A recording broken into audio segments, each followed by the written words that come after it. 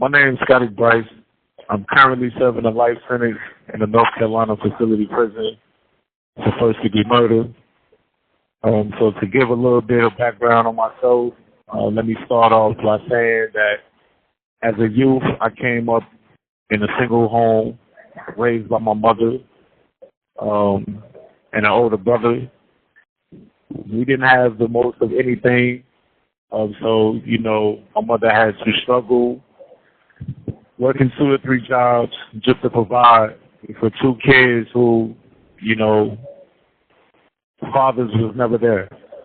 So you pretty much just, grasp the understanding that, it's hard for a young man to grow up with his mother without that father figure. So, fulfilling that void most. This call is from a North Carolina correctional facility. Most young men look for that father figure, that male role model, to be able to, show them the ropes of how to be a man, how to conduct themselves in society. Well, in my case, being in the environment that I was in, most would say, man, you become a product of your environment. I wholeheartedly disagree with that because at the end of the day, you don't have to be a product of your environment. You can be better than your environment. But, again, as a young child, seeing the things that I was exposed to, drugs, violence, gangs, etc., I thought that was cool. I thought that was the way of life. I thought that was something that, I can prosper off of. So, at a young age of 13, I joined the gang. And with this gang, man, I felt accepted. I felt love. I felt protected. I felt that, these individuals had my back. You know what I'm saying? But at the end of the day, I was just a pawn on their chessboard, only doing the things that, they wanted me to do, and at the end of the day, it took me a while to realize that. And, I began to sell drugs, drink, smoke weed, and do all these other things that take you out of your right mind. And when you're out your right mind and you're doing these things, you become someone who's really not you. So fast forward, I gave my mother, more problems on top of everything else that she was dealing with as a young single parent. Struggling to make ends meet and just to pay the bills. And so, I was pushed out to live life as an adult, which I really wasn't ready for. And with that, I had to learn the hard way on what life was about. And so, bounced from home to home for quite a few years, committed them crimes by fighting in the school, acting out, being rebellious. And that led me to a history of crime, a history of repeatedly getting locked up into detention centers, in training schools, and now prison.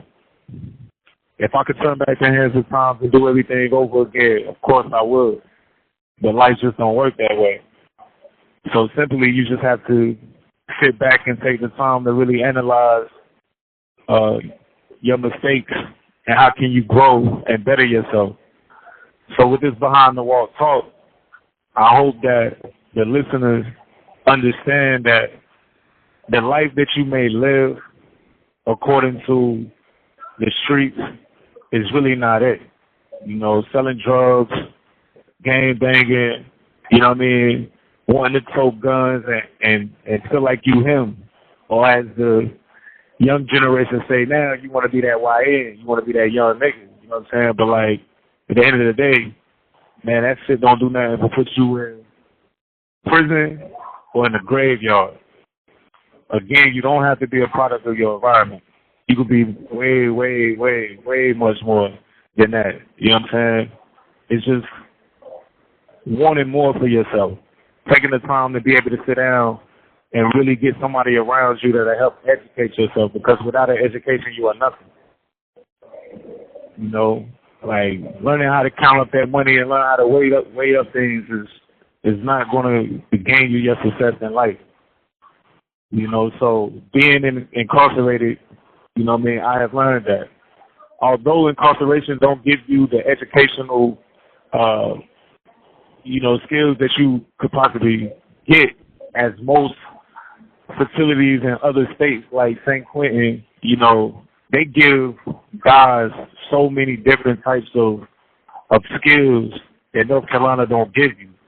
And I'm hoping that, you know, we can get some people that's in the front offices of these North Carolina prisons to be able to give more guys in these North Carolina prisons more tools to better themselves, so that when they do get into society, you know, they have these tools to use to build, you know, a solid foundation for themselves out there, instead of going back to the same ways that they was living before they came into this system.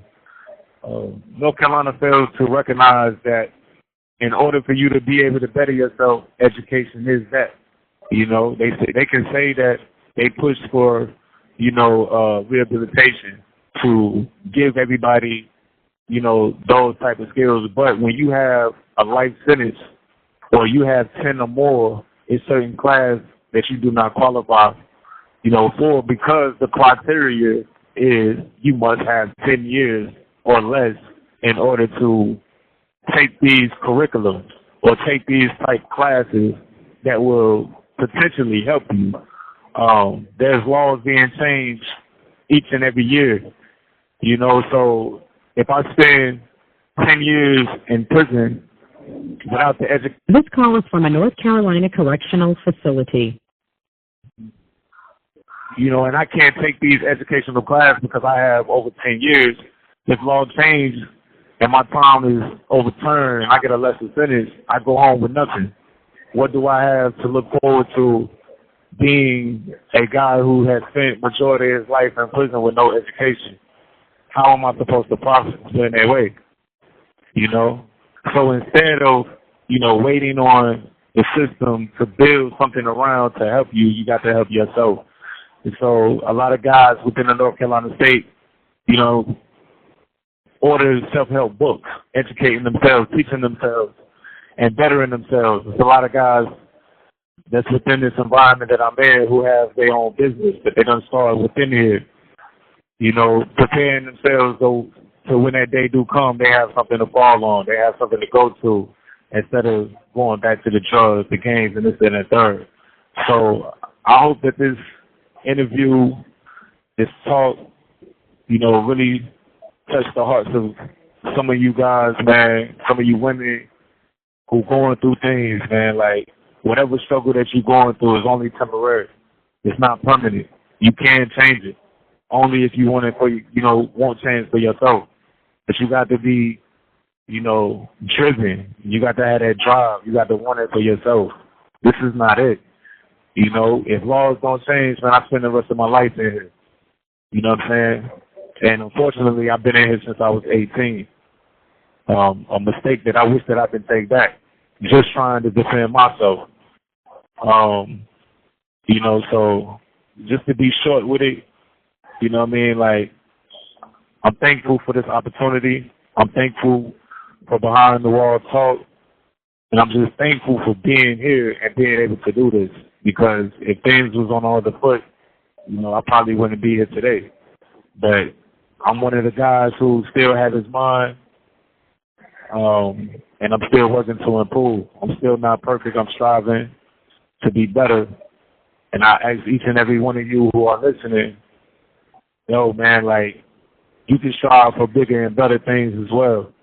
And so with that, I end this with peace and blessings to y'all. Understand that there can be change within the system.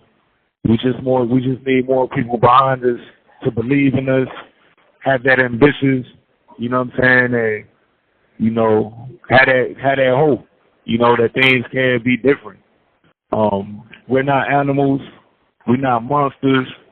You know, we just some people who just was less fortunate, just took the wrong route. But that doesn't mean that we're still the same. And we're going to continue on the path that got us here. We're better men, we're better women who are truly trying to make a difference, not only in the prison system, but in society when that day comes. So with that, I again say thank you.